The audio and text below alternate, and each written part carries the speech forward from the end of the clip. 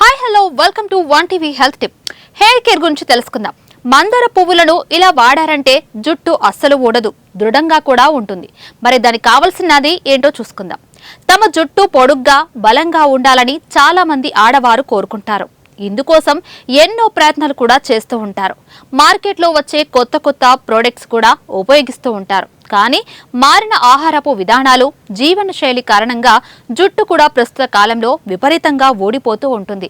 మొదట్లోనే ఈ సమస్యను తగ్గించుకోకపోతే మరింత పెరిగి జుట్టు పల్చగా మారే అవకాశాలు ఎక్కువగా ఉంటాయి.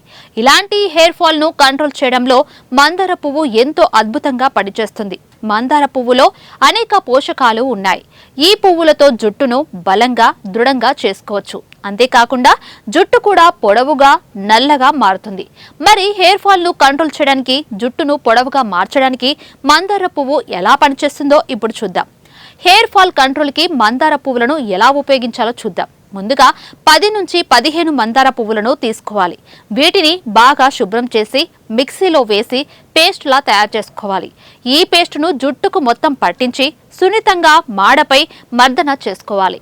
ఈ హెయిర్ ప్యాక్ ను కనీసం అరగంట పాటు అయినా ఉంచండి. ఆ తర్వాత గాఢత తక్కువగా ఉండే షాంపూతో తలస్నానం చేయండి. ఇలా వారంలో 2 సార్లు ట్రై చేస్తే జుట్టు ఊడదు. మందార పువ్వులను ఇలా కూడా వాడచ్చు. అవేంటో తెలుసుకుందాం. మందార పువ్వులను పేస్టులా పెట్టేందుకు ఇష్టం లేని వాళ్ళు కొబ్బరి నూనెలో కూడా కలిపి ఉపయోగించవచ్చు. ఒక గిన్నెలో 2 కప్పుల కొబ్బరి నూనె వేసి అందులో మందార పువ్వులను శుభ్రంగా కడిగి ఆరబెట్టి వేసి మరిగించాలి.